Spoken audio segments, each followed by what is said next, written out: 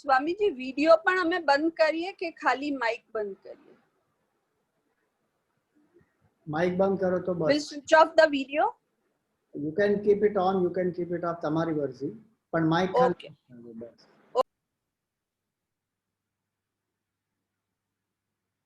સો જે વિષય મને આપ્યો છે,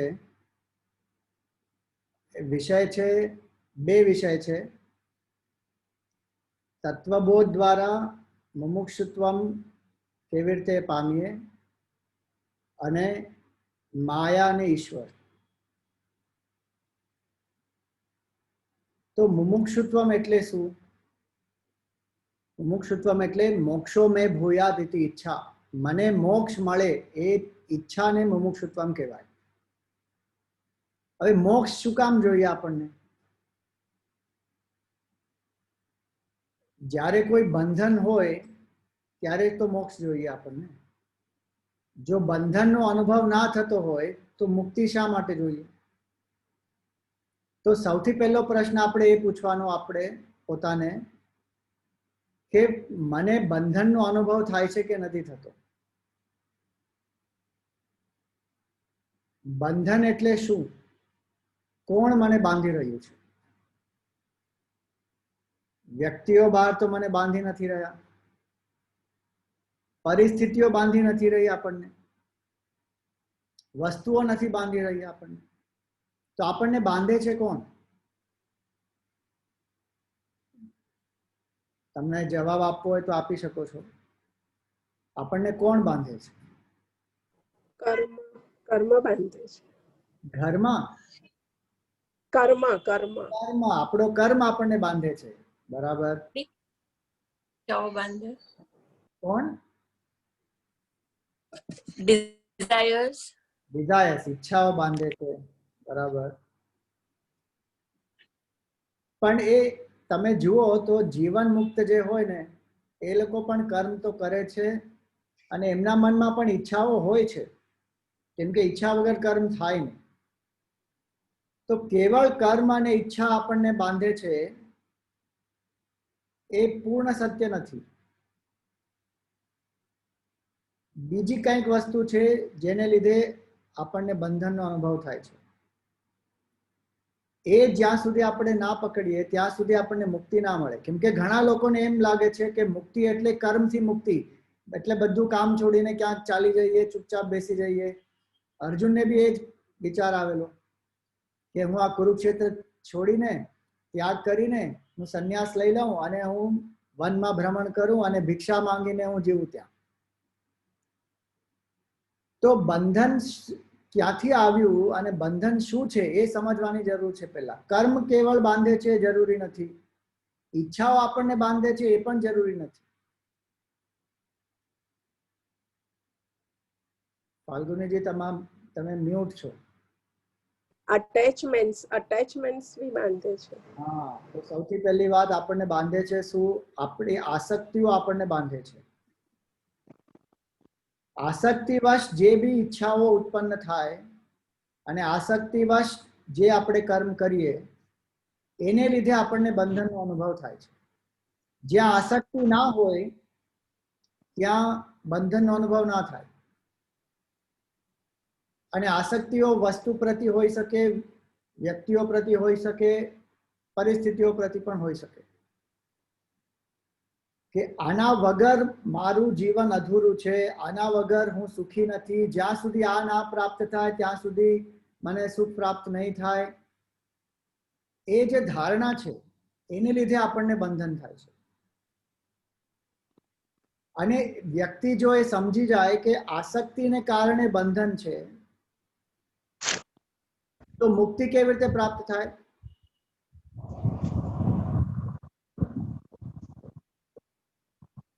અનાસક્તિ જો હોય જીવનમાં તો મુક્તિ પણ પ્રાપ્ત થઈ શકે. જ્યાં સુધી આસક્તિ છે ત્યાં સુધી બંધન છે.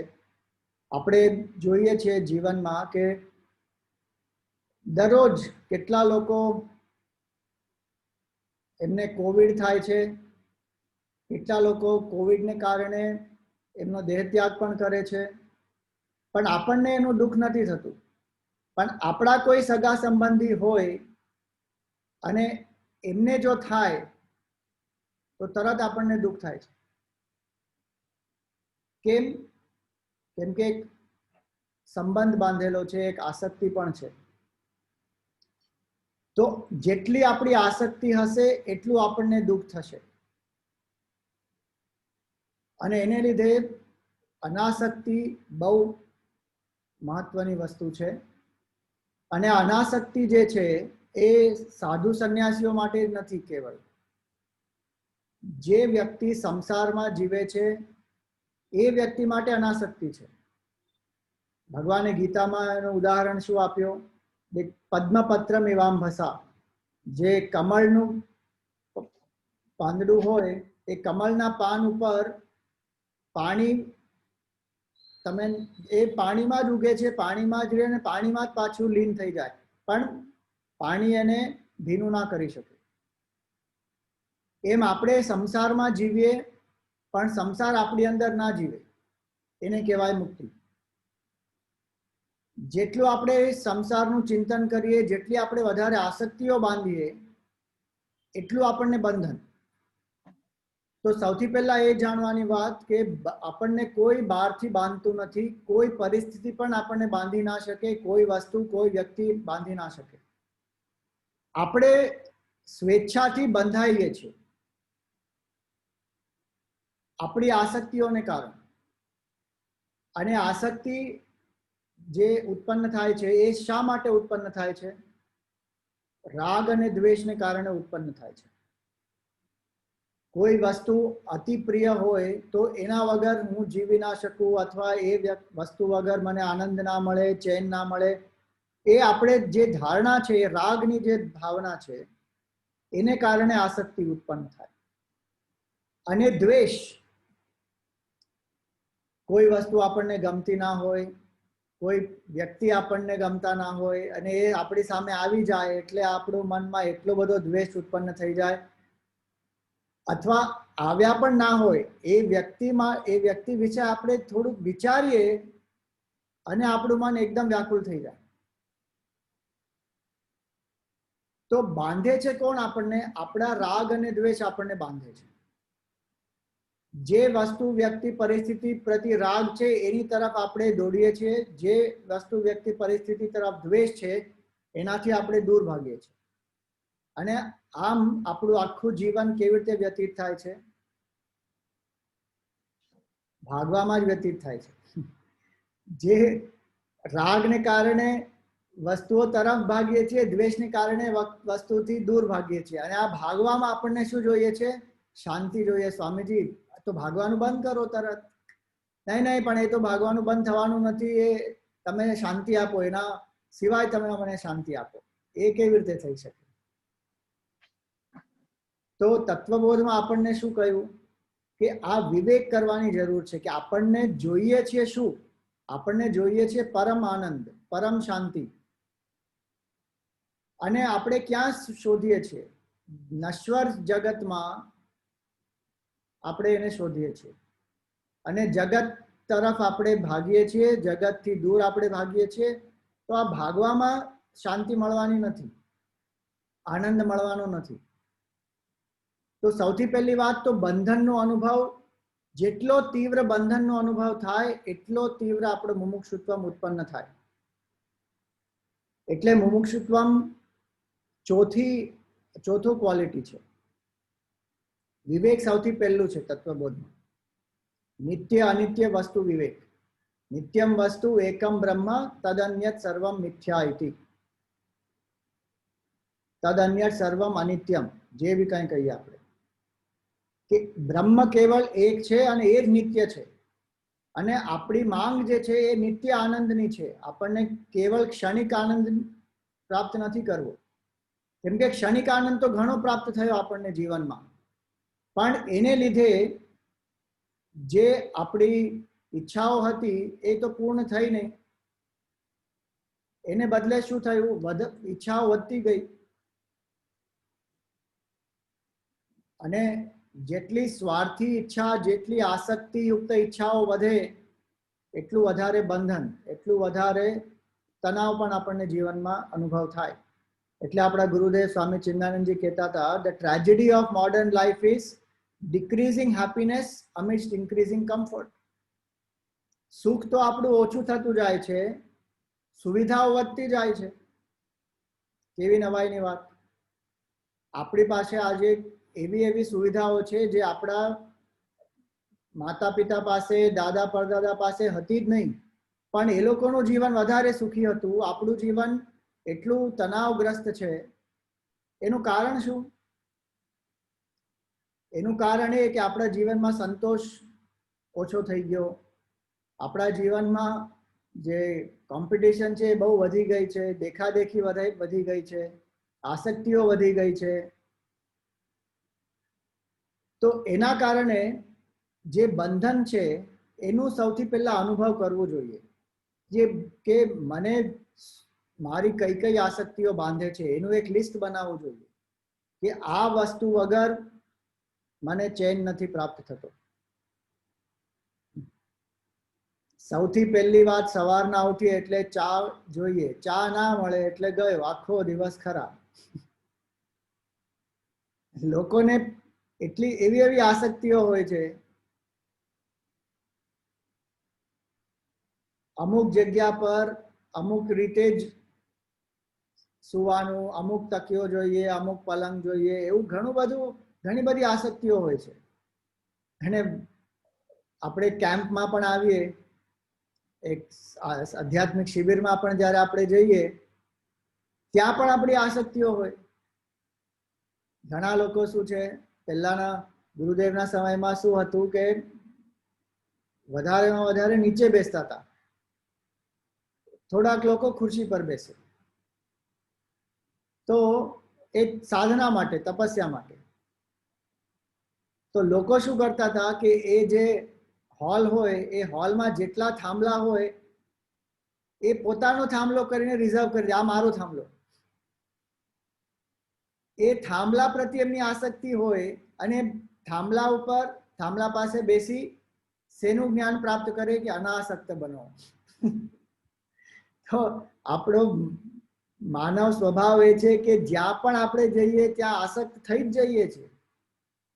આધ્યાત્મિક સંસ્થામાં પણ આસક્તિઓ બાંધી દઈએ કે આ મારા વ્યક્તિ, આ લોકો મારા ટીમમાં છે, આ બીજા બધા મારા ટીમમાં નથી. એવી આસક્તિઓ બી થઈ જાય. ગુરુ પ્રત્યે પણ આસક્તિ થઈ જાય, કોઈ પ્રોજેક્ટ પ્રત્યે આસક્તિ થઈ જાય. તો આસક્તિ જે છે એ દુઃખનું કારણ છે. એ સૌથી પહેલા આપણે આત્મનિરીક્ષણ કરી એ આપણે નિર્ણય પર પહોંચવું જોઈએ કે મારી આ આસક્તિઓ છે. આજે મોબાઈલ ફોન તરફ આસક્તિ છે, ટેલિવિઝન તરફ આસક્તિ છે, કોઈ પર્ટિક્યુલર સિરિયલ પ્રત્યે આસક્તિ હોઈ શકે, ઘણી બધી વસ્તુઓ પ્રત્યે આપણી આસક્તિઓ છે. અને આ બધી આસક્તિઓ આપણને એટલું દુઃખ પહોંચાડે છે, પણ આપણું મન માનવા તૈયાર નથી કે આસક્તિને કારણે મને દુઃખ છે. તો એ વિવેક કરવાની બહુ જરૂર છે કે દુઃખનું કારણ શું. સુખ દુઃખ વિવેક કહેવાય આને. આપણે નિત્ય અનિત્ય વિવેક કરીએ એના પહેલા તો સુખ દુઃખ વિવેક કરવું પડે કે સુખનું મૂળ શું અને દુઃખનું મૂળ શું. આપણને આજે એમ લાગે છે કે સુખનું મૂળ છે વિષય, વ્યક્તિ, પરિસ્થિતિ, એટલે આપણને બહારથી પ્રાપ્ત કરવાની ઈચ્છાઓ થાય છે. અને દુઃખનું મૂળ શું? એ બી વસ્તુ વિષય, વ્યક્તિ, પરિસ્થિતિ જ છે બહાર. આ વ્યક્તિને લીધે મને દુઃખ છે સ્વામીજી, મારી સાસુમાં છે ને સ્વામીજી, કોઈ જરા પણ સમજતા જ નથી મને. અમારો બોસ જે છે ને મને પ્રમોશન જ નથી આપતો. આપણા જે આ પાડોશી છે એટલો અવાજ કર્યા કરે, બાપ રે, શું કહું સ્વામીજી. અને આપણી પાસે, ભારતીયો પાસે એક એવી એક્સક્યુઝ છે જે આખી દુનિયામાં કોઈ પાસે નથી. તમે દુઃખી શા માટે છો? તો કે શું કરીએ સ્વામીજી, આ શનિ છે ને એની દશા ચાલી રહી છે. એ શનિ એની પોતાની જગ્યા પર નથી, એ કોઈ ખોટા ઘરમાં છે. હમણાં હવે ગઈકાલથી રાહુ અને કેતુની એમનું શું કહેવાય, એમની દશા બદલવાની છે. તો ઘણા લોકોને એને લીધે બહુ ભય લાગે છે કે અરે હવે શું થવાનું છે. તો ગ્રહોથી લઈને આપણા પડોશી સુધી, આપણા ઘરમાં જે પરિવારના લોકો છે, ગવર્મેન્ટ છે, બધા છે આપણા દુઃખના કારણ. કોના સિવાય? મારા સિવાય. તો દુઃખનું મૂળ પણ બહાર અને સુખનું મૂળ પણ બહાર. જ્યાં સુધી વ્યક્તિ એ ના વિચારે કે દેવનું મૂળ મારી અંદર જ છે, ત્યાં સુધી એને મુમુક્ષુત્વ તો પ્રાપ્ત થાય જ નહીં, ભલે કેટલા ગ્રંથો વાંચી લે. સિદ્ધાર્થને જ્યારે ખબર પડી કે જીવન આટલું ક્ષણભંગુર છે અને શરીરની દશા શું થવાની છે, રોગ, વૃદ્ધાવસ્થા અને મૃત્યુ, આ ત્રણ વસ્તુ જ્યારે સિદ્ધાર્થે જોઈ તો શું થયું સિદ્ધાર્થને? આપણે પણ જોઈએ છે કેટલા લોકો રોગી હોય છે, કેટલા વૃદ્ધાવસ્થાને પામ્યા હોય, કેટલા લોકો મરી જાય છે, પણ આપણા મનમાં એ વૈરાગ્ય કેમ ઉત્પન્ન નથી થતો? કેમ કે સિદ્ધાર્થે વિવેક કર્યો કે જો શરીરની દશા આ થવાની હોય તો હું કરું છું શું જીવનમાં? તમને ખબર છે આ ત્રણ વસ્તુ તો સિદ્ધાર્થે જોઈ, રોગી વ્યક્તિ, વૃદ્ધ વ્યક્તિ અને મૃત વ્યક્તિ, પણ એક ચોથું પણ વ્યક્તિ સિદ્ધાર્થ એ જોયેલો, એ ચોથા વ્યક્તિને પણ મળેલા. એ કોણ? સંન્યાસી, જેમને બધા વાળ મુંડાવી દીધેલા, એક ઝાડની નીચે બેસીને તપસ્યા કરતા હતા. એ સંન્યાસીને પણ જોયા. તો એમણે પોતાના સારથીને પૂછ્યું કે આ કોણ છે? આમને કેમ વાળ કાંઈ નથી અને આમને આવા કપડાં કેમ પહેરેલા છે, ભગવા કપડાં પહેરેલા છે એમને? તો એમણે કહ્યું કે આ તો સંન્યાસી છે. સિદ્ધાર્થને એ પણ ખબર નહીં કે એટલે સંન્યાસ એટલે શું. તો એ સંન્યાસીનો સત્સંગ એમને મળ્યો અને સંન્યાસી એમને કહ્યું કે આપણી ઈચ્છાઓ અને આસક્તિઓ આપણા દુઃખનું કારણ, અને જ્યારે આપણે મુંડન કરીએ તો જે વાળ છે, કેશ છે, એ ઈચ્છાઓના પ્રતીક છે, એ દેહાત્મ ભાવના પ્રતીક છે. જ્યારે આસક્તિ, ઈચ્છાઓ અને દેહાત્મ ભાવથી આપણે પરે જઈએ તો દુઃખથી પરે થઈ શકીએ આપણે. હવે એ એક સત્સંગ જ્યારે સિદ્ધાર્થને મળ્યો તો એ સત્સંગ પર એને એટલો ચિંતન કર્યો કે વિવેક જાગૃત થઈ ગયો. તો મુમુક્ષુત્વમ પ્રાપ્ત કરવું હોય તો સૌથી પહેલી વસ્તુ સત્સંગ, અને સત્સંગ દ્વારા વિવેક. તુલસીદાસજીએ તુલસી રામાયણમાં શું કહ્યું? બિનુ સત્સંગ વિવેક ન હોઈ, રામ કૃપા બિનુ સુલભ ન સોઈ. જ્યાં સુધી આપણે સત્સંગ ના કરીએ ત્યાં સુધી આપણો વિવેક જાગૃત ના થાય. અને સત્સંગ કેવી રીતે આપણને મળે? ભગવાનની કૃપાથી સત્સંગ મળે. હવે ભગવાનની કૃપા તો સૌ પર છે, પણ જે વ્યક્તિએ સત્કર્મ કર્યા હોય, જેના પુણ્યનો ઉદય થયો હોય, એની ઉપર ભગવાનની કૃપા પચાવવાની ક્ષમતા પણ આવી જાય. એટલે સત્કર્મ કરવાના, પુણ્ય પ્રાપ્ત કરવાનું, એના કારણે સત્સંગ પ્રાપ્ત થાય તો પછી વિવેકનો ઉદય થાય. ઘણા લોકો જે સત્સંગમાં જાય છે બધાનો વિવેકનો ઉદય તો થતો નથી. કેમ? કેમ કે ઘણા લોકો જે જાય છે એ સત્સંગમાં શું કામ જાય છે? ઘણા શું સત્સંગમાં જાય છે કાન પવિત્ર કરવા માટે. અરે આપણે હૃદય પવિત્ર કરવાનું છે, કાન કેવળ પવિત્ર નથી કરવાના. ઘણા લોકો સત્સંગમાં જાય શા માટે? કે આ જે વક્તા છે ને એ બહુ મજા કરાવે છે. અરે મજા કરવા માટે તમે સત્સંગમાં ગયેલા? આ જે વ્યક્તિ છે ને બહુ એકદમ હાસ્યયુક્ત એમનું પ્રવચન હોય છે, એટલે મને બહુ આનંદ આવે છે પ્રવચનમાં. હવે આનંદ આવે એમાં કઈ વાંધો નથી, હાસ્યમાં પણ વાંધો નથી, પણ તમારો મુખ્ય ઉદ્દેશ્ય શું?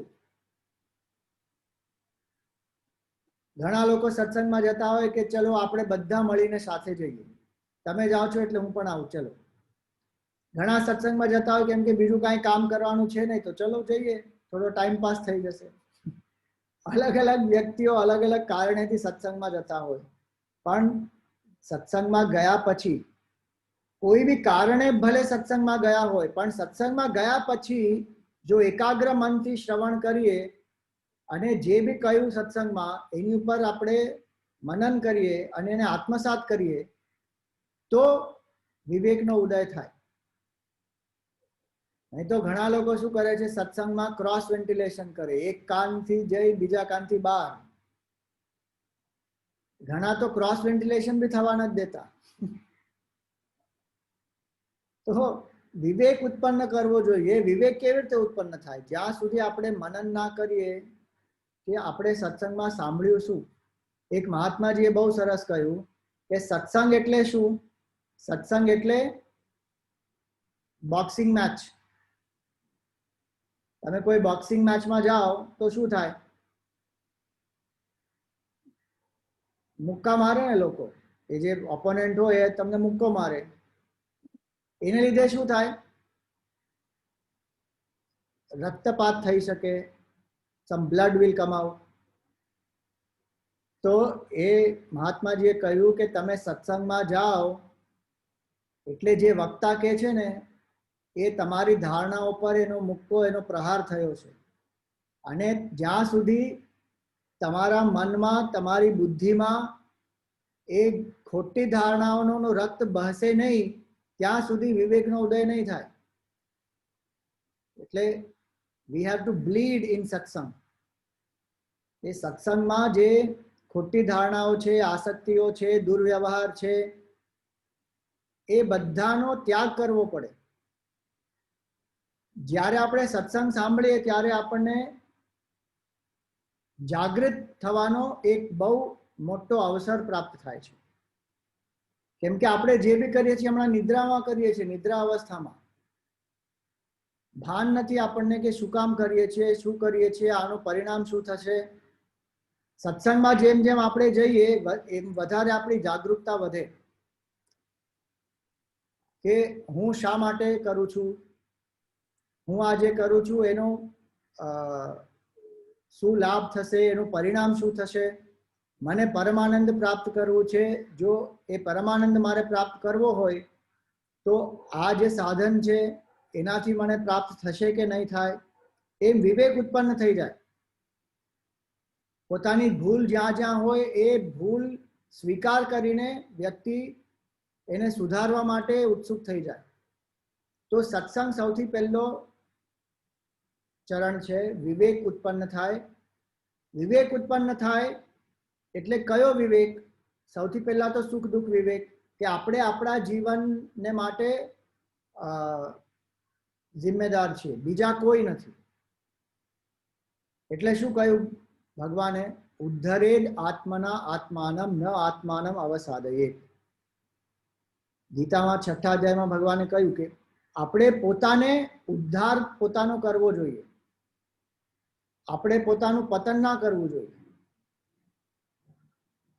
જ્યાં સુધી આપણે બહારના વ્યક્તિ, વસ્તુ, પરિસ્થિતિને દોષ આપીશું સુખ અને દુઃખ માટે, ત્યાં સુધી આપણો ઉદ્ધાર નહીં થાય.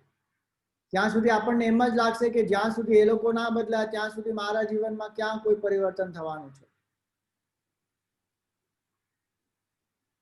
જે વ્યક્તિ સત્સંગમાં જાય આત્મનિર્ભર થઈ જાય. એ કે મારું જીવન મારા હાથમાં, મને જે પ્રાપ્ત થાય છે એના ઉપર મારો કોઈ નિયંત્રણ નથી, પણ હું એનો જે પ્રત્યુત્તર આપું છું, હું કેવી રીતે એનો સામનો કરું છું એની ઉપર મારો પૂર્ણ નિયંત્રણ છે.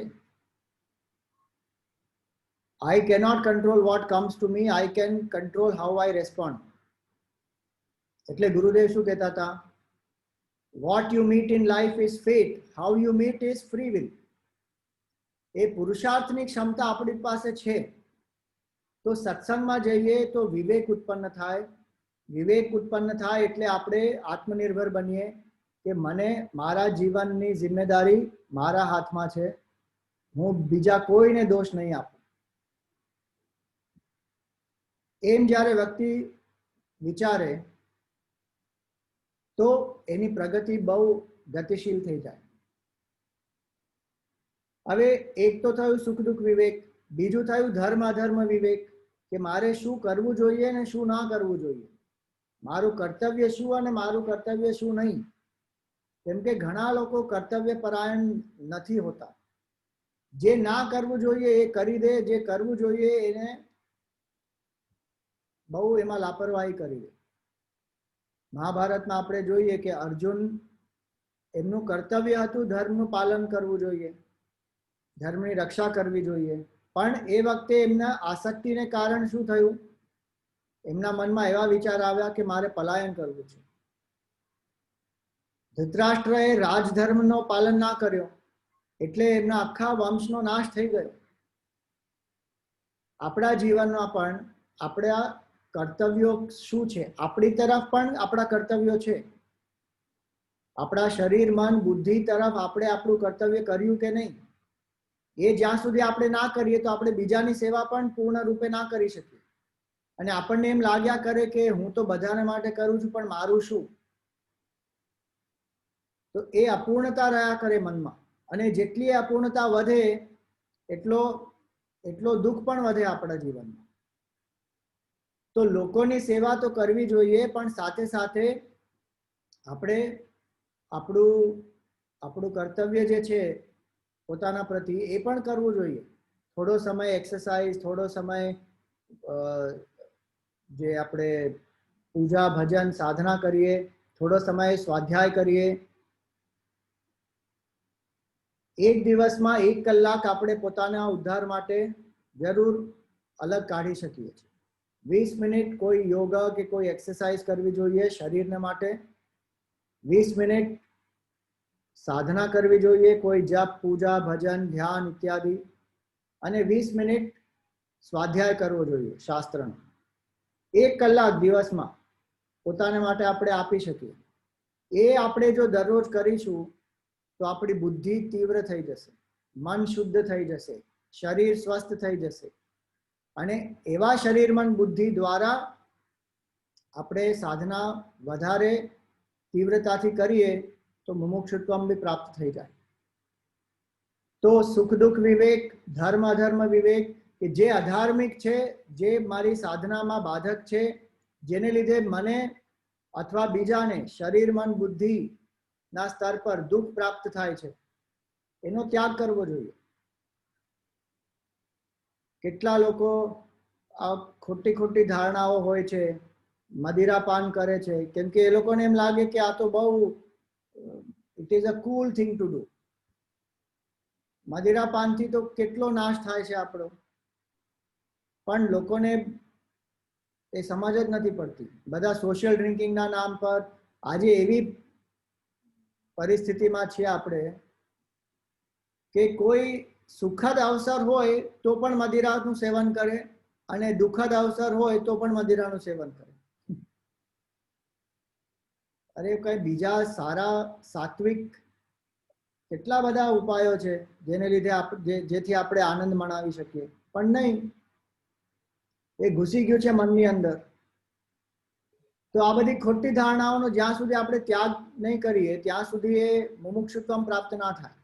તો સુખ દુઃખ વિવેક, ધર્મ અધર્મ વિવેક, શ્રેયસ પ્રેયસ વિવેક, આ બધા વિવેક જ્યારે આપણે કરીએ તો પછી આને કહેવાય ધર્મ વિવેક. આ બધાને કહેવાય ધર્મ વિવેક. તો પછી બ્રહ્મ વિવેક કરી શકીએ કે નિત્ય શું અને અનિત્ય શું, આત્મા શું અને અનાત્મા શું. જ્યાં સુધી આ ધર્મ વિવેક ના કરીએ ત્યાં સુધી બ્રહ્મ વિવેકનો ઉદય જ ના થાય. અને જ્યાં સુધી વિવેકનો ઉદય ના થાય ત્યાં સુધી મુમુક્ષુત્વમ ક્યાંથી પ્રાપ્ત કરીએ. બંધન શું અને મોક્ષ શું એ જ ખબર ના હોય આપણને વિવેક વગર. જેને આપણે બંધન સમજીએ છીએ એ મુક્તિનો કારણ છે, અને જેને આપણે મુક્તિની અવસ્થા સમજીએ છીએ એ બંધનનું કારણ છે. કેટલો અવિવેક આપણા જીવનમાં. આપણને એમ લાગતું હોય કે હું જે ઈચ્છા કરું એમ જીવું, I am a free bird, I will do what I feel like doing. અરે એને મુક્તિ ના કહેવાય, એને મનની ગુલામી કહેવાય. જે કરવું જોઈએ, મનને સારું લાગે કે ના લાગે, જે કર્તવ્ય છે એ કરવું જોઈએ, એને મુક્તિ કહેવાય. આપણા ગુરુદેવ કહેતા હતા moksha is not freedom from action, moksha is freedom in action. કર્મ કરતા કરતા કેવી રીતે આપણે મુક્ત થઈ જઈએ, કર્તવ્ય કર્મ પરાયણ થવું જોઈએ, નિસ્વાર્થ ભાવથી કર્મ કરવો જોઈએ, ભગવાનને અર્પણ કરીને કર્મ કરવું જોઈએ, તો કર્મ જે છે બંધન ના બને, મુક્તિનો સાધન થઈ જાય.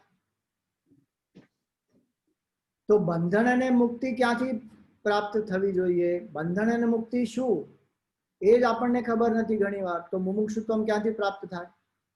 તો વિવેક બહુ મહત્વની વસ્તુ છે. જ્યાં સુધી વિવેક ઉત્પન્ન ના થાય કે નિત્ય શું અનિત્ય શું, આપણને નિત્ય આનંદ જોઈએ છે અને આપણે બહાર જે નશ્વર જગત છે એમાં એને ખોજીએ છીએ, તો એ કેવી રીતે પ્રાપ્ત થાય? એના માટે તો અંતર્મુખ થવું પડે. તો આમ જે વિવેક કરે તો વિવેકનું ફળ શું? વિવેકનું ફળ વૈરાગ્ય.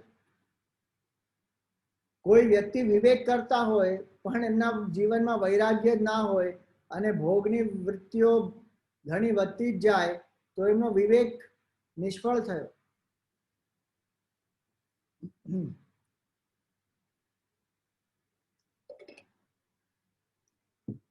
વિવેકને કારણે વૈરાગ્ય સ્વાભાવિક રૂપે ઉત્પન્ન થવું જોઈએ.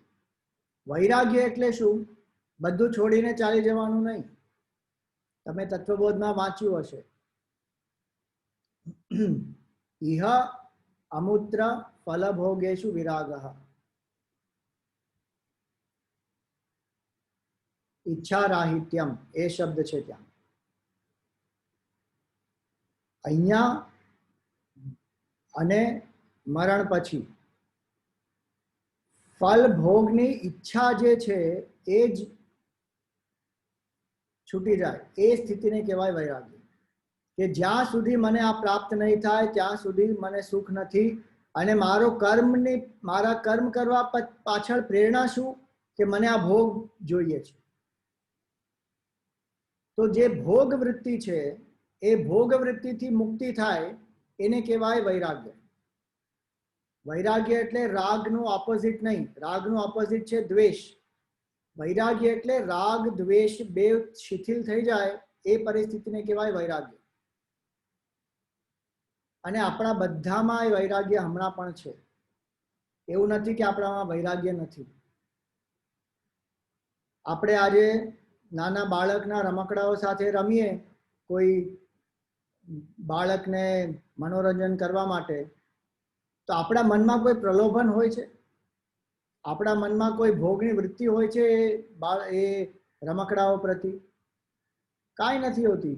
આપણે રમીએ પણ કોના માટે આપણે રમીએ? એ નાના બાળકને મનોરંજન કરવા માટે આપણે એની સાથે રમીએ. તો આપણા મનમાં રાગ પણ નથી એ રમકડા પ્રતિ, દ્વેષ પણ નથી. એ સ્થિતિને કહેવાય વૈરાગ્ય.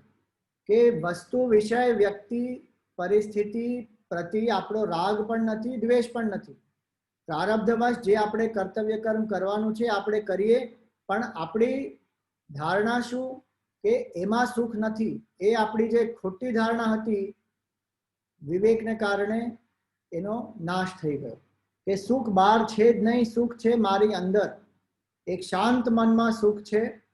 અને જ્યારે આપણે મનને પાર કરીએ, મનથી પરે આપણે જ્યારે જઈએ આત્મસ્થિતિમાં, તો પરમ આનંદ તો ત્યાં જ છે. તો જેટલું આપણે વિવેક કરશું એટલું વૈરાગ્ય ઉત્પન્ન થશે. અને વૈરાગ્ય એટલે શું? ભગવત પ્રાપ્તિની ઈચ્છાને તીવ્ર કરવાનો અને રાગ દ્વેષને શિથિલ કરવાનો. આનંદ મારી અંદર જ છે. મનને શાંત કરવાથી આનંદનો અનુભવ થાય છે, અને મનથી પરે જઈએ ત્યારે પરમ આનંદનો અનુભવ થાય છે. એ જ્ઞાન જે છે એને દૃઢ કરવાનું, એને કહેવાય વૈરાગ્ય. અને એ જ્ઞાન દૃઢ ક્યારે થાય? જ્યાં સુધી કર્મ આસક્તિ અને ભોગ આસક્તિ ના જાય ત્યાં સુધી એ જ્ઞાન દૃઢ ના થઈ શકે. તો એને લીધે શું કરવાનું? એને માટે શું કરવું જોઈએ? સોરી, ગીતામાં ભગવાને શું કહ્યું? જન્મ મૃત્યુ જરા વ્યાધિ દુઃખ દોષ અનુદર્શનમ. જન્મમાં કેટલો દુઃખ છે, માતાને પણ એટલો કષ્ટ, અને જે નવું શિશુ જે જન્મ લે છે એને પણ એટલો કષ્ટ. 9 મહિના સુધી તો કોકની અંદર શું જીવ અનુભવ કરે છે એનો જરા વિચાર કરવો જોઈએ કે મારે ફરીથી આવવું છે કે આ સંસારમાં.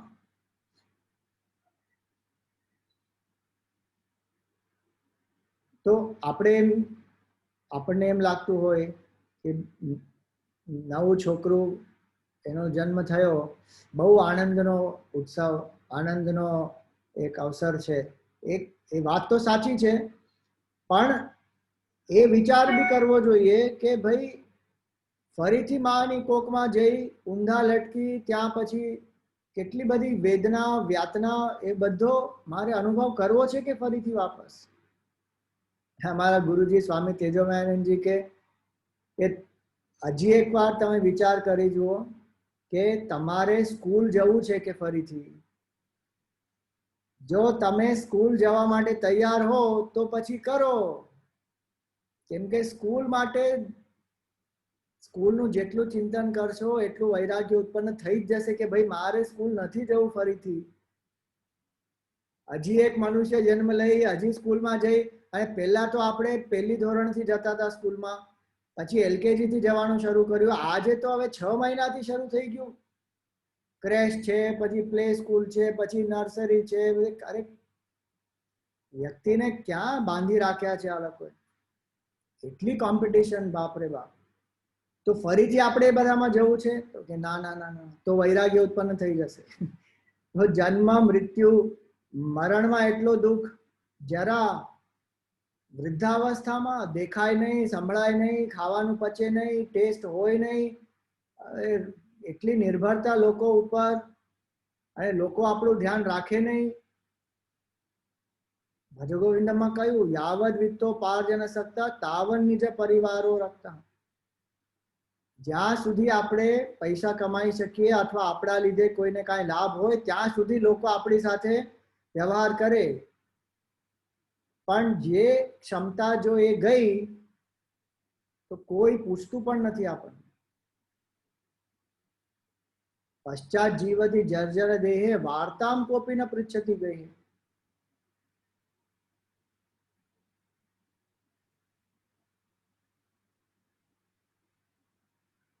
જ્યારે આપણે યુવા અવસ્થામાં હોઈએ તો બધા આપણા વેલફેર માટે વિચાર કરતા હોય, પણ જ્યારે આપણે વૃદ્ધ અવસ્થા પામીએ તો બધા આપણું ફેરવેલ માટે વેઇટ કરતા હોય કે ભાઈ ક્યારે જશે. વિચાર કરી જુઓ, સાચી વાત છે કે નહીં? સંસારમાં આવી રીતે જ થાય છે બધું. તો એ જેટલો આપણે વિચાર કરીએ જન્મ મૃત્યુ જરા વ્યાધિ, આનું દુઃખ અને દોષ એના પ્રતિ વિચાર કરવો જોઈએ કે આમાં કેટલું દુઃખ છે અને આમાં દોષ શું છે. જેટલું દુઃખ બુદ્ધિ અને દોષ બુદ્ધિ આપણે વધારીશું એટલો વૈરાગ્ય વધશે. જેટલું વૈરાગ્ય વધશે એટલું મુમુક્ષુત્વ પણ વધશે, કેમ કે બંધનનો અનુભવ થશે કે હું ક્યાં બંધાઈ ગયો છું. અને મૂળ બંધનનું કારણ શું? મારી આસક્તિઓ, મારો સ્વાર્થ અને મારું અજ્ઞાન, એ મને બાંધે છે. કર્મ મને બાંધતું નથી. મને જ્ઞાન જ નથી કે મારો આનંદ સ્વરૂપ છે.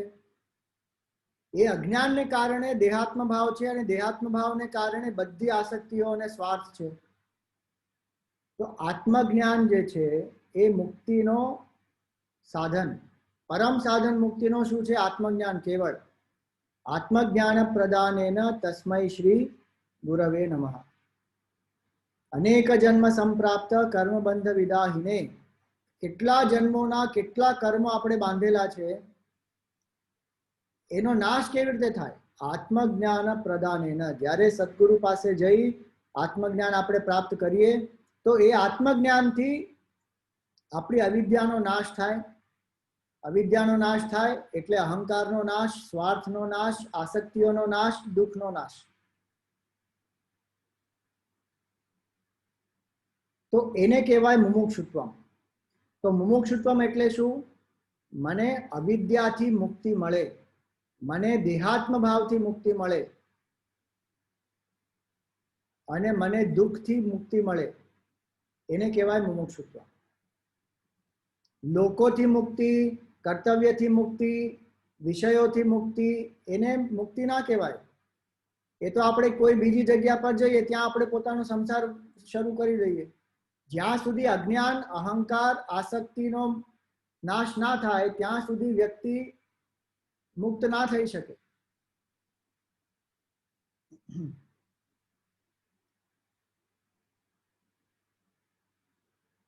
સ્વરૂપેણ વ્યવસ્થિતિ એને કહેવાય મુક્તિ. અન્યથા રૂપમ હિત્વા સ્વરૂપેણ વ્યવસ્થિતિ, ભાગવતજીમાં કહ્યું. હું પોતાને હમણાં સચ્ચિદાનંદ સ્વરૂપ આત્મા નથી માનતો, પોતાને એક દેહ માનું છું, એક જીવ માનું છું. તો એ અજ્ઞાન જે છે એના કારણે આપણને બંધન છે. હવે વિચાર કરી જુઓ, જ્યાં સુધી એ અજ્ઞાનનું બંધનનો અનુભવ ના થાય, અહંકારને કારણે જે બંધન છે એનો અનુભવ ના થાય, આસક્તિને કારણે જે બંધન છે એનો અનુભવ ના થાય, ત્યાં સુધી મુક્તિની ઈચ્છા ક્યાંથી ઉત્પન્ન થાય? એટલે આપણે નવરાત્રી જે આવશે, હવે અધિક માસ પછી નવરાત્રી આવશે, તો નવરાત્રીમાં પહેલા 3 દિવસ આપણે શું કરીએ? ભગવત ચિંતન કરીએ, આપણે દુર્ગા માનું ચિંતન કરીએ. તો દુર્ગા માનું ચિંતન કેમ કરીએ? કે ઓ દુર્ગામાં, અમે એટલા તમસમાં ફસાયેલા છીએ હમણાં કે બંધનનો અનુભવ જ નથી થતો, તો મુક્તિ ક્યાંથી મળે? તમે અમારા તમસનો નાશ કરો અને અમને બંધનનો અનુભવ કરાવો, અને ત્યાંથી પછી બંધનનો નાશ પણ કરીને અમને મુક્તિ પ્રાપ્ત કરાવો. એ મહિષાસુરનો વધ જે દુર્ગા માતાએ કર્યો, એ મહિષાસુર એટલે કોણ? મહિષ એટલે જે ભેંસ હોય એ. આ ભેંસ જે હોય ને એ તમો ગુણનો પ્રતીક. એક ભેંસ છે ને એ ખેતરમાં ઘાસ ચરતી હતી. હવે ઘાસ ચરતી હતી ને અચાનક એને એક અવાજ સંભળાયો, અટાક કરીને એક અવાજ સંભળાયો. તો ભેંસે આગળ પાછળ અહીંયા ત્યાં જોયું કે ક્યાંથી અવાજ આવ્યો, તો કાંઈ દેખાયું નહીં એ ભેંસને. તો થોડી વાર તો ફરીથી એ ઘાસ ચરવા લાગ્યું. થોડી વાર પછી ફરીથી અવાજ આવ્યો, પણ હવે પાસે આવી ગયો, નજીક આવી ગયો અવાજ. તો ભેંસે ફરીથી જોયું કે કોણ છે, ક્યાંથી અવાજ આવે છે, પણ કોઈ કાંઈ ખબર ના પડી ભેંસને. તો ફરીથી ઘાસ ચરવા લાગ્યું. ત્રીજી વાર ફરીથી આવ્યો, પણ એકદમ જ નજીક. તો ભેંસને થયું આ થાય છે શું, કાંઈ ખબર જ નથી પડતી. ચોથી વાર જ્યારે અવાજ આવ્યો ત્યારે ભેંસને ખબર પડી, અરે મને કોઈ મારે છે. તો આપણા મનની અવસ્થા એ છે.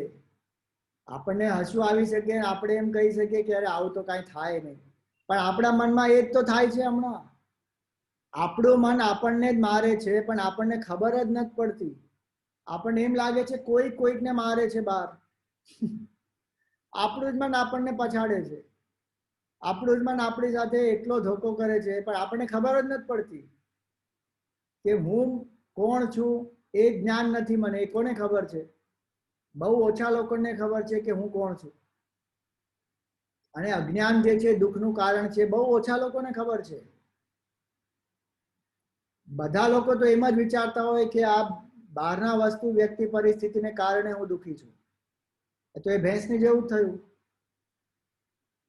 તો દુર્ગા માને એ પ્રાર્થના કરીએ કે ઓ દુર્ગા માં, તમે અમારો જે તમસ છે, ઘોર તમસ છે, એ તમસને પહેલા તમે એનો નાશ કરો, તો વ્યક્તિને જ્ઞાન થાય કે ભાઈ આને બંધન કહેવાય.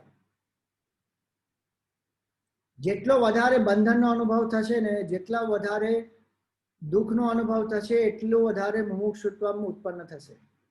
એટલે કુંતી માએ શું કહ્યું ભાગવતમાં ભગવાનને?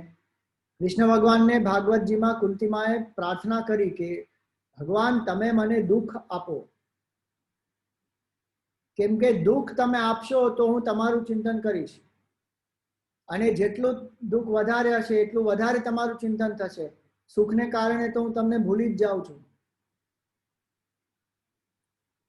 તો આપણે એમ ના કહીએ કે ભગવાન તમે દુઃખ વધારે આપ્યા કરો, કેમ કે ઘણીવાર શું થાય છે કે દુઃખ આપણને પ્રાપ્ત હોય તો પણ વૈરાગ્ય ઉત્પન્ન નથી થતો, કેમ કે દુઃખનો ઉપયોગ કરવાનો આપણને આવડતું નથી. એ દુઃખના કારણે આપણે આત્મનિરીક્ષણ કરી, વિવેક કરી, એ દુઃખને વૈરાગ્યમાં પરિવર્તિત કરવાની જે પ્રક્રિયા છે આપણને આવડતી નથી. તો એ દુઃખને કારણે આપણને શું થાય? ઘૃણા વધે, દ્વેષ વધે, આપણે બહુ જ એને શું કહેવાય, વી બીકમ વેરી બિટર. વ્યવહારમાં બહુ કડવાહટ આવી જાય, વાણીમાં કડવાહટ આવી જાય, મધુરતા બધી ચાલી જાય. તો દુઃખને કારણે આવું બી થઈ શકે, પણ જે સત્સંગી વ્યક્તિ હોય એ દુઃખનો લાભ લઈ વૈરાગ્ય ઉત્પન્ન કરે વિવેક દ્વારા. તો આવી રીતે આપણે મુમુક્ષુત્વ વધારી શકીએ. મુમુક્ષુત્વ વધવું એટલે દુઃખનો અનુભવ થાય, દુઃખને પરિવર્તિત કરીએ, મોક્ષની ઈચ્છા તીવ્ર કરીએ. બીજું, મોક્ષની ઈચ્છા એટલે શું? પોતાના અજ્ઞાનથી મુક્તિ, પોતાના દેહાત્મ ભાવથી મુક્તિ, પોતાના જીવ ભાવથી મુક્તિ. અને મુમુક્ષુત્વ એટલે ત્રીજી વસ્તુ શું? કે જ્ઞાન પ્રાપ્તિની તીવ્રતા, ભગવત ભક્તિની તીવ્રતા, ભગવાનની શરણાગતિ લેવાની તીવ્રતા. બાકી બીજા બધા જે વસ્તુ વિષય વ્યક્તિ પ્રતિ જે આપણી આસક્તિઓ છે એ બધી આસક્તિઓનો નાશ કરવાનો, એને કહેવાય મુમુક્ષુત્વ. તો તત્વબોધ આપણે જેમ જેમ ભણીએ છીએ એમ આ સાધન ચતુષ્ટય વધારીએ તો મુમુક્ષુત્વ વધે. તો વિવેક, વૈરાગ્ય, અને વૈરાગ્યનું કારણ, વૈરાગ્યનું ફળ શું? ષટ્ક સંપત્તિ, શમ, દમ, ઉપરમ, તિતિક્ષા, શ્રદ્ધા, સમાધાન. તો આ ત્રણ વસ્તુ જ્યારે વધે, વિવેક, વૈરાગ્ય, ષટ્ક સંપત્તિ, તો એના કારણે મુમુક્ષુત્વ સ્વાભાવિક રૂપે વધે જ વધે. જો આપણે તત્વબોધનો અધ્યયન કરીએ છીએ, વેદાંતનો અધ્યયન કરીએ છીએ, અને આપણા મનમાં જો મુમુક્ષુત્વની ઈચ્છા ન ઉત્પન્ન થતી હોય અથવા એ તીવ્ર ના હોય, તો આપણે શું કરવું જોઈએ? સત્સંગ કરી વિવેકને જગાડવો જોઈએ. પહેલા જેટલો વધારે વિવેક જગાડીશું એટલું આપણે મુમુક્ષુત્વ પણ વધશે, ભક્તિ પણ વધશે. કેમ કે સુખના સાગર કોણ છે? ભગવાન કેવળ. સંસાર સાગરથી આપણને કોઈ સુખ નહીં મળે. ભગવાન પ્રેમ સાગર છે, સુખ સાગર છે, જ્ઞાન સાગર છે, આનંદ સાગર છે. ભગવાનથી જ મળશે. તો ભક્તિ વધારવી જોઈએ, વિવેક વધારવો જોઈએ, તો મુમુક્ષુત્વ પણ વધી જાય. તો આ છે પહેલો ટોપિક, ભક્તિ અને એટલે તત્વબોધ દ્વારા મુમુક્ષુત્વ કેવી રીતે આપણે વધારીએ. હવે મુમુક્ષુત્વ જે છે એના પણ અલગ અલગ સ્તર છે. તમે વાંચ્યું હશે તત્વબોધમાં. મંદ મુમુક્ષુત્વ,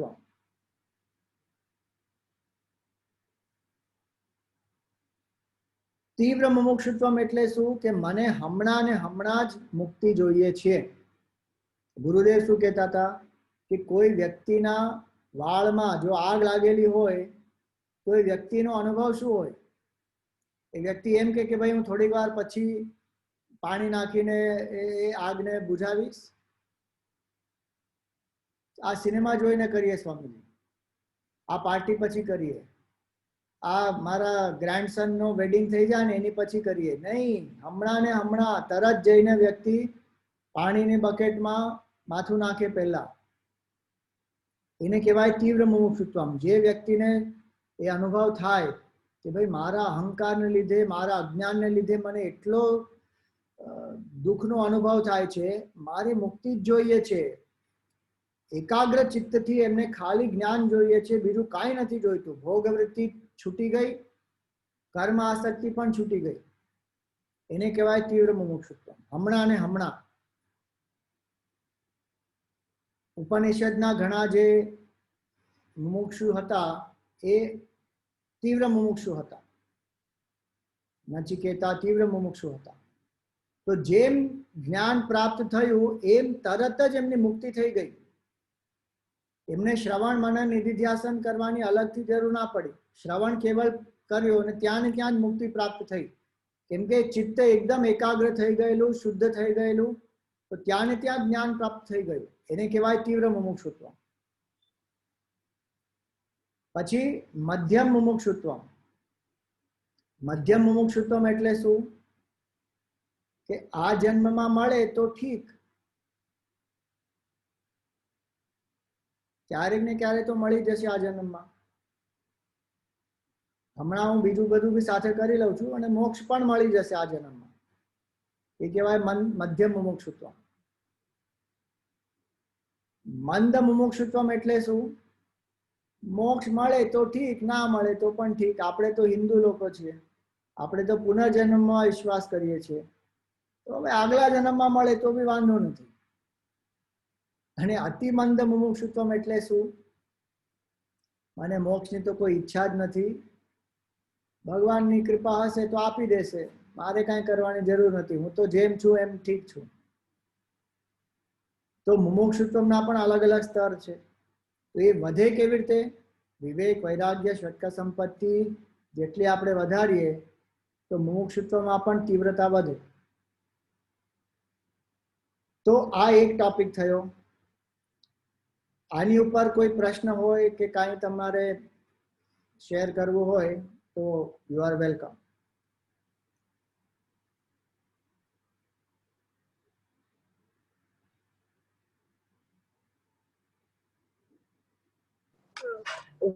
વાસના સેપરેટ્સ મી એન્ડ બ્રહ્મન. તો આપણે વાસના ને ઈગોસ આપણે કાઢી નાખીએ, આપણે ડ્રો કરી દે તો કેન વી રીચ મુમુક્ષુત્વ?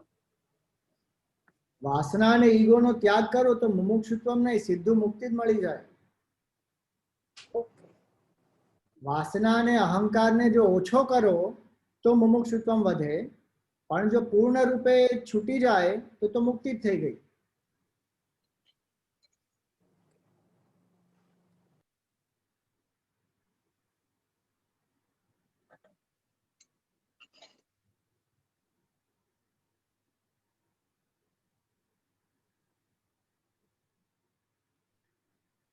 ઓકે, બીજો ટોપિક છે માયા અને ઈશ્વર. હવે માયા એટલે શું? યા મા સા માયા. જે છે નહીં પણ એનો કેવલ આભાસ થાય છે એને કહેવાય માયા. યા મા એટલે જે છે જ નહીં, વાસ્તવિકતામાં એ છે નહીં, પણ એનો આભાસ થાય છે આપણને, એ આભાસને કહેવાય માયા. જેમ આપણે રણમાં જતા હોઈએ તો ત્યાં આપણને મરુમરીચિકાનો અનુભવ થાય. આપણે દૂર જે રેતીને જોતા હોઈએ તો આપણને લાગે કે ત્યાં પાણી છે, કેમ કે સૂર્યને એમની જે કિરણો છે એના કારણે જે પ્રતિબિંબ થતો હોય છે એના કારણે આપણને એમ લાગે કે અરે ત્યાં તો પાણી છે, પણ એ વાસ્તવિકમાં પાણી છે જ નહીં ત્યાં, એ કેવલ રેત જ છે. તો જે છે નહીં પણ જેનો આભાસ થાય છે એને કહેવાય માયા.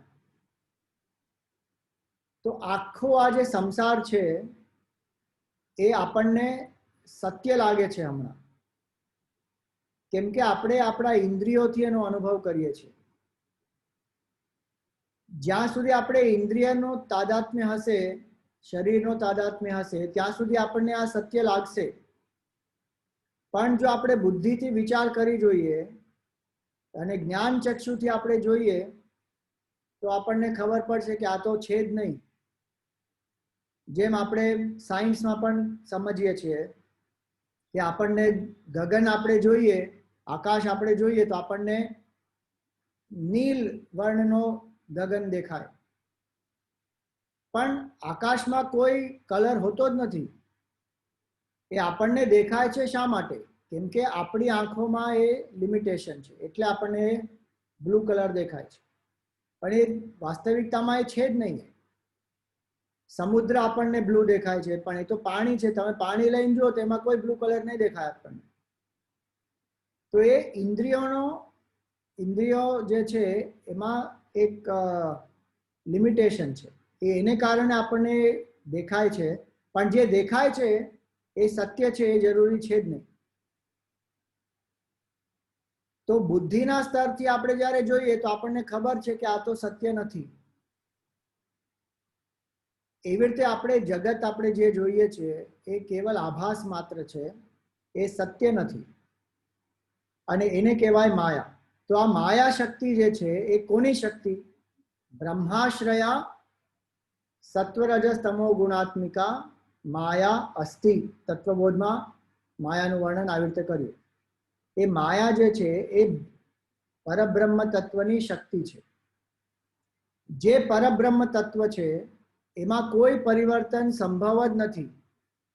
કેમ કે સત્યની પરિભાષા શું? ત્રિકાળ અબાધિત વસ્તુ. જે ત્રણેય કાળમાં પરિવર્તન રહિત હોય એને કહેવાય સત્ય. હવે જે ત્રિકાળમાં પરિવર્તન રહિત હોય, જે દેશકાળ વસ્તુ જે દેશકાળ વસ્તુથી અપરિચ્છિન્ન હોય, એ પરમ તત્વમાં સૃષ્ટિ તો ઉત્પન્ન થઈ જ ના શકે.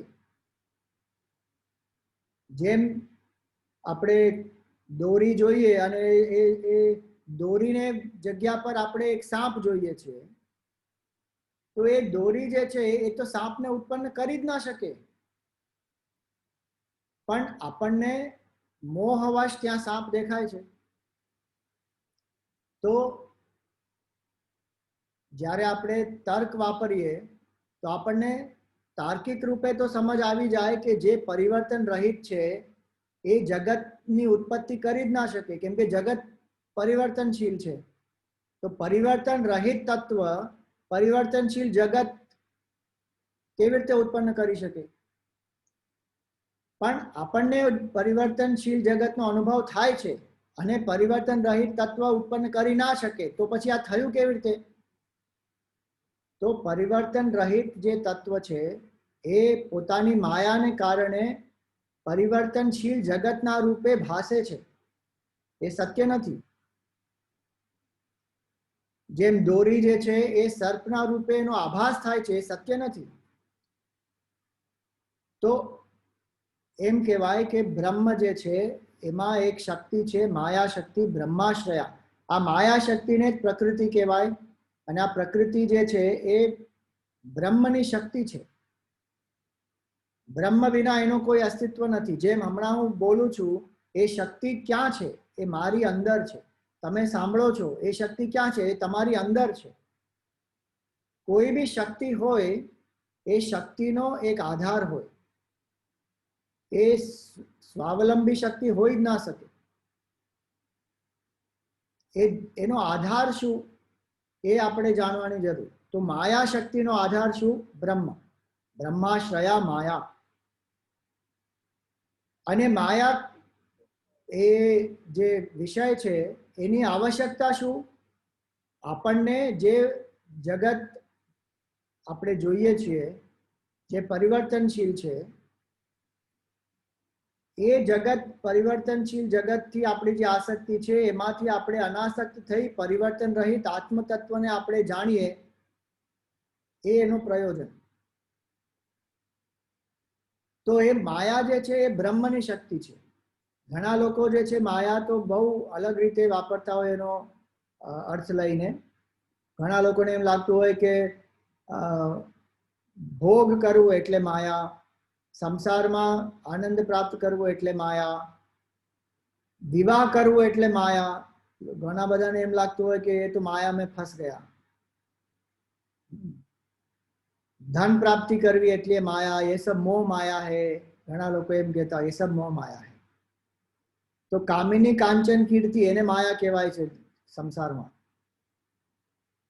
એ અવિદ્યા માયા છે, જેને લીધે આપણે સંસારમાં બંધાઈએ છીએ. પણ માયાનો વેદાંતિક અર્થ શું?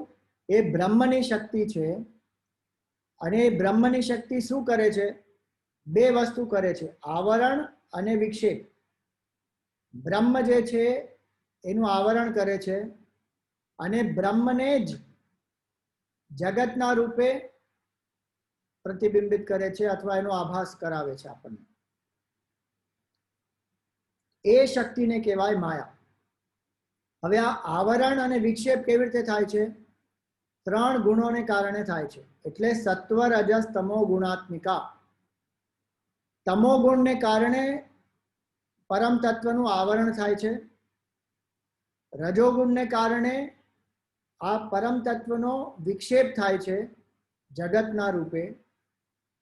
એટલે જેટલા આપણા જીવનમાં જેટલો આપણો તમસ અને રજસ વધશે એટલું આપણે વધારે માયામાં સંસારમાં બંધાતા જશું. પણ જો આપણે સત્વગુણ વધારીશું તો સત્વગુણના કારણે શું થશે? જ્ઞાન ઉત્પન્ન થશે. અને સત્વગુણના કારણે વિક્ષેપનો નાશ થશે, આવરણનો પણ નાશ થશે જ્ઞાન દ્વારા. એટલે માયામાં જ વિદ્યા માયા છે અને અવિદ્યા માયા છે. વિદ્યા માયા એટલે જે માયા આપણને મુક્ત કરે, સત્વગુણ પ્રધાન વિદ્યા માયા કહેવાય. અને અવિદ્યા માયા જે આપણને બંધનમાં નાખે, જેને આપણે કહીએ રજોગુણ તમોગુણ પ્રધાન માયા.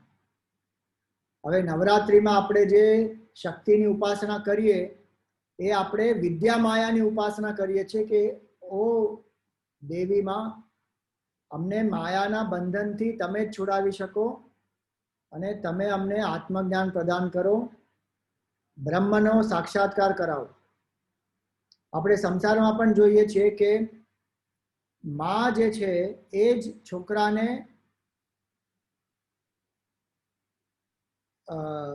ઇન્ટ્રોડ્યુસ કરાવે છે પિતા સાથે કે આ તારા પિતા છે. એમ કેનોપનિષદમાં પણ આપણે જોઈએ કે હૈમવતી જે છે એમણે બોધ કરાવ્યું ઇન્દ્રને કે જે આવેલા હમણાં પ્રકટ થયેલા એ બ્રહ્મ હતા. તો માયામાં આપણે હમણાં ફસાયેલા છીએ. રજસ તમસ જે માયા છે એમાં આપણે ફસાયેલા છીએ. તો એ માયામાંથી બહાર નીકળી સત્વગુણ વધારતા વધારતા વધારતા શું થાય? સત્વગુણ એટલે જ્ઞાન, શાંતિ, આનંદ, એ બધા સત્વગુણના લક્ષણ. આસક્તિ, લોભ, પ્રવૃત્તિ, સ્વાર્થી પ્રવૃત્તિ, એ બધું રજોગુણના લક્ષણ. અજ્ઞાન, મોહ, પ્રમાદ, આલસ્ય, એ બધા તમોગુણના લક્ષણ. તો તમસ અને રજસથી જેટલા આપણે છૂટીએ એટલા આપણા વિક્ષેપ ઓછા થાય, આવરણ પણ ઓછું થાય અને જ્ઞાનથી વિક્ષેપ અને આવરણનો નાશ થઈ જાય. તો એવી રીતે જ્યારે આપણને જ્ઞાન પ્રાપ્ત થાય અને અજ્ઞાનનો નાશ થાય તો આપણો અનુભવ શું થાય કે અરે એક જ પરબ્રહ્મ તત્વ જ છે, માયા પણ નથી, જગત પણ નથી. જ્યાં સુધી આપણને જીવ ભાવ હોય ત્યાં સુધી જગત છે. અને જગતનું કારણ કોણ? બ્રહ્મ પોતાની માયા શક્તિના કારણે જે ઉપાધિ પ્રાપ્ત કરે છે એને કહેવાય ઈશ્વર. ઈશ્વર બનીને જગતમાં સૃષ્ટિ સ્થિતિ સંહાર જે કરે છે એ બ્રહ્મ છે, પણ પોતાની માયા શક્તિનો ઉપયોગ કરી ઈશ્વરની ઉપાધિ લે છે અને જગતની સૃષ્ટિ કરે છે, એનો સંહાર પણ કરે છે અને એની સ્થિતિ પણ કરે છે. એટલે તત્વબોધમાં આપણે શું શીખીએ છીએ? Brahman plus Maya is equal to Ishwar. બ્રહ્મ જે છે એ પરિવર્તન રહિત છે, પરમ તત્વ છે. એમાં જીવ નથી, જગત નથી, ઈશ્વર નથી, એમાં કોઈ દ્વૈત છે જ નહીં. પણ આપણે હમણાં સૃષ્ટિ જોઈએ છીએ અને આપણામાં જીવભાવ છે. તો આપણે શું કરવું જોઈએ કે સૃષ્ટિ છે અને જીવભાવ પણ છે, તો સૃષ્ટિના કોઈ રચયિતા હશે, મારા પણ કોઈ રચયિતા હશે. તો એ રચયિતા કોણ? બ્રહ્મ તો હોઈ ના શકે, કેમ કે બ્રહ્મ તો પરિવર્તન રહિત છે. તો એ જ બ્રહ્મ પોતાના માયાનો ઉપયોગ કરી ઈશ્વરની ઉપાધિ પ્રાપ્ત કરે છે અને ઈશ્વર સૃષ્ટિની રચના કરે છે. તો ઈશ્વરના લક્ષણ શું? સર્વજ્ઞ, સર્વશક્તિમાન, સર્વવ્યાપી. એ બધું જાણે છે, બધી જગ્યા પર સર્વવ્યાપી છે અને બધી રીતે સશક્ત છે. જીવના લક્ષણ શું? અલ્પજ્ઞ, અલ્પશક્તિમાન, અલ્પવ્યાપી. જીવમાં થોડી ક્ષમતાઓ છે, થોડું જ્ઞાન છે અને એક નાનો આકાર છે જીવનો. તો માયાને આપણે જ્યારે સમજીએ તો માયાને કારણે જે બ્રહ્મ છે, નિર્ગુણ નિરાકાર પરમ તત્વ છે, એ સગુણ સાકાર રૂપે અથવા સગુણ નિરાકાર રૂપે જીવની સામે વ્યક્ત થઈ શકે છે. અને જીવ જો એ ઈશ્વરની શરણાગતિ લે તો જીવનો ઉદ્ધાર થઈ જાય. જીવ આ જે ત્રિપુટી છે, જીવ જગત જગદીશ્વર, એ ત્રિપુટીથી પાર થઈ બ્રહ્મનો સાક્ષાત્કાર કરી શકે છે. એ કેવી રીતે થાય? મહાવાક્ય વિવેકથી થાય છે. તો તમે એ બધું તત્વબોધમાં ભણશો એટલે તમને ખબર પડશે કે તત્વમસી જે મહાવાક્ય છે, એ મહાવાક્ય વિવેક દ્વારા જીવ પોતાની ઉપાધિનો ત્યાગ કરે. ઉપાધિનો ત્યાગ એટલે ઉપાધિનો તાદાત્મ્યનો ત્યાગ, કે હું આ જીવ છું, હું આ શરીર છું, એ જે તાદાત્મ્ય છે એનો જે ત્યાગ કરે તો ઈશ્વર પણ પોતાનો જે ઉપાધિ છે એનો ત્યાગ કરે. તો જીવ ઈશ્વર ઉપાધિ જો જાય તો બ્રહ્મ કેવલ અનુભવ રહે. જે વામન અવતાર થયો ભગવાનનો, આપણને તો એમ લાગે કે ભગવાને બલિરાજાને સુતલ લોકમાં પહોંચાડી દીધા, દબાવી દીધા પોતાના પગની અંદર, પગની નીચે. પણ ભગવાને શું કર્યું? જ્યારે બલિરાજાએ સમર્પણ કર્યું તો બલિરાજાએ પોતાના જીવ ભાવનો ત્યાગ કર્યો. તો ઈશ્વરે પોતાના ઈશ્વર ભાવનો ત્યાગ કર્યો અને બલિરાજાને ત્યાં જીવન મુક્તિનો અનુભવ થયો. અને બલિરાજા સુતલ લોકમાં રાજા બન્યા. સુતલ લોક જે છે એ સ્વર્ગથી પણ ત્યાં વધારે ભોગ અને ઐશ્વર્ય અને આનંદ છે. અને ન કેવળ એટલું, બલિરાજાને ભગવાને પ્રહલાદજીનો સત્સંગ આપ્યો. પ્રહલાદજીને કહ્યું કે તમે સુતલ લોકમાં રહી બલિરાજાને નિત્ય સત્સંગ પ્રદાન કરો. અને ભગવાન પોતે બલિરાજાના દ્વારપાલ બની ગયા સુતલ લોકમાં. તો આ છે મહિમા શરણાગતિની, કે જ્યારે જીવ ઈશ્વરને શરણાગત થાય તો જીવ કેવલ ત્યાગ નથી કરતો, ઈશ્વર પણ પોતાની ઉપાધિનો ત્યાગ કરે છે અને એ જીવને બ્રહ્મનો સાક્ષાત્કાર થઈ જાય. તો આ છે જીવ, ઈશ્વર, માયા અને બ્રહ્મનો સંબંધ. આમાં કોઈ વિષય, કોઈ પ્રશ્ન હોય અથવા બીજા કોઈ બી પ્રશ્ન હોય તો પૂછી શકો છો.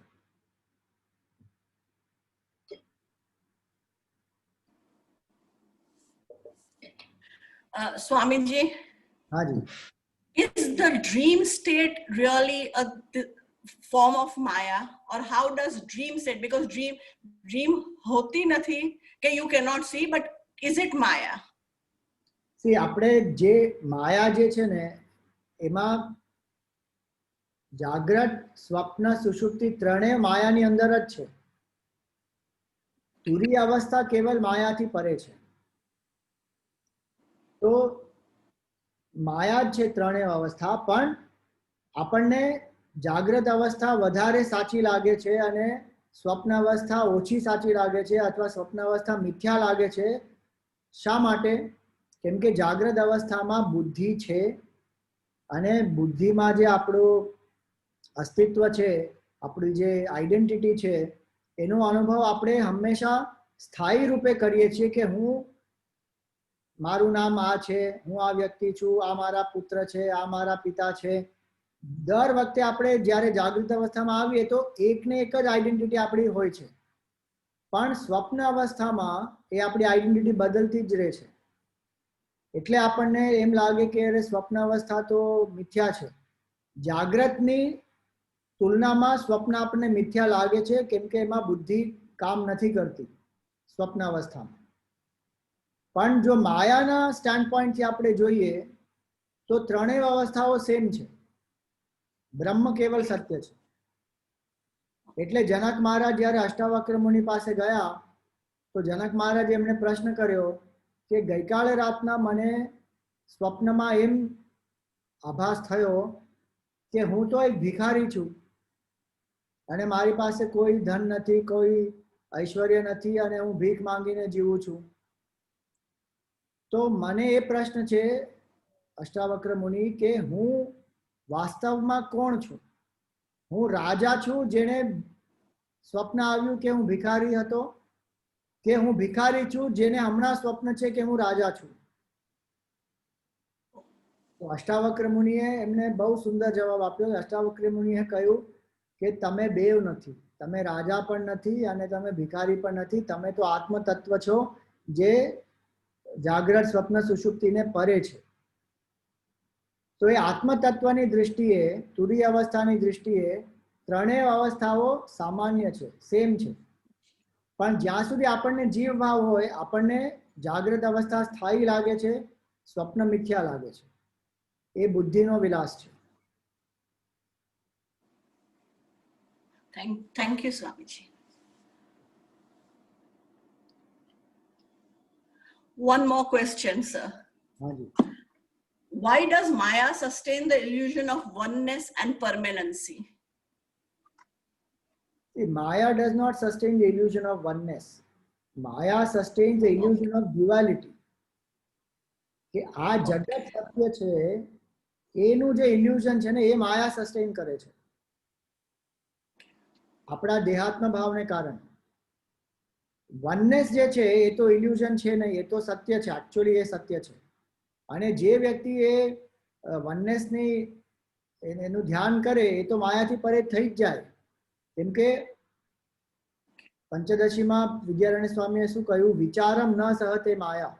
જે વિચાર કરે તો માયા એ સહન ના કરી શકે, માયા એ વ્યક્તિને છોડી દે. તો જે વ્યક્તિ વનનેસ ઉપર નિધિધ્યાસન કરે ને એને માયા પકડી ના શકે, એ જીવન મુક્ત થઈ જાય. તો Maya is not sustaining illusion of oneness, but Maya appears to be sustaining illusion of permanency, not from absolute standpoint. પારમાર્થિક રૂપે પરમનન્સી માયા સસ્ટેન કરી ના શકે, પણ આપણને જે લાગે છે કે હું કોઈ દિવસ મરીશ નહીં, અથવા આ જે જગત છે એ તો નિત્ય સંસાર છે, એમાં નિત્ય સુખ મને પ્રાપ્ત થશે, એ જે ભ્રાંતિ છે એ માયા સસ્ટેન કરે છે. Illusion of permanency Maya sustains. Why? Because we want permanent happiness. અને આપણે માનવા તૈયાર નથી કે દરેક ક્ષણે નાશ થાય છે અને આખો સંસાર જે છે ક્ષણભંગુર છે, એ માનવા જ આપણે તૈયાર નથી. એ અવિદ્યાને કારણે અને ભ્રાંતિને કારણે માયા જે છે એ પરમનન્સીનો ઇલ્યુઝન સસ્ટેન કરે છે.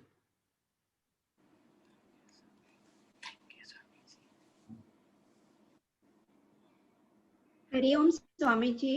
હાજી. I have a question. આપણો અગર સત્વ ગુણ વધ્યો હોય, like if we have increased our sattva gun, but in next birth, the balance can go haywire, right? I mean, the sattva gun can go down and according to our past vasanas and karmas. એ થઈ શકે છે, પણ એમાં શું થાય? See, as long as you have put your efforts as a sadhak and you are working very hard, Bhagwan will ensure that your sadhana has not gone for a waste. So even if Rajogun, Tamogun increases, for that moment, the karma will manifest and it will make you want to act with Rajas and Tamas, but your mind has changed. No, it has become predominantly sattvic. So you will respond to it with vivek and you may let it go, or you may not give into it as much as you would have given into it before. So that Bhagwan will ensure that the mind which has evolved will respond to it in a different way. Thank you.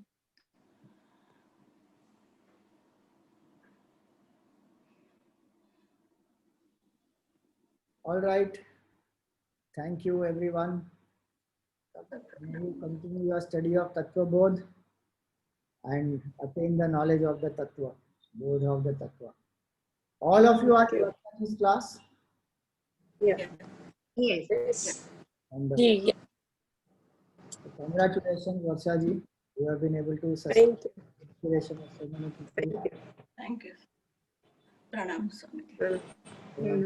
पूर्णमदः पूर्णमिदं पूर्णात् पूर्णमुदच्यते पूर्णस्य पूर्णमादाय पूर्णमेवावशिष्यते ॐ शान्ति शान्ति शान्तिः हरिः ओम श्री गुरुभ्यो नमः हरिः ओम।